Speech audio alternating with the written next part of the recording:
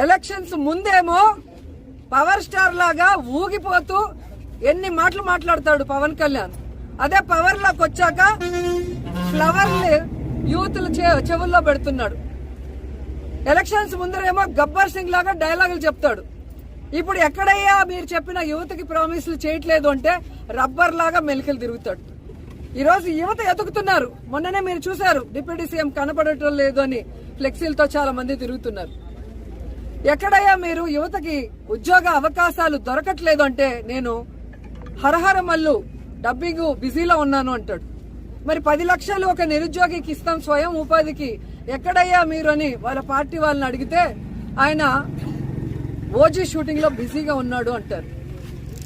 ఇంకొకరు వెళ్ళి నిరుద్యోగ భృతి అన్న ఇవ్వండి అయ్యా, ఉద్యోగం ఇచ్చే లోపల 3,000, ఇప్పటికే 13 నెలలు అంటే 13 × 3,000 బాకీ ప్రతి కుటుంబంలో ఉన్న నిరుద్యోగ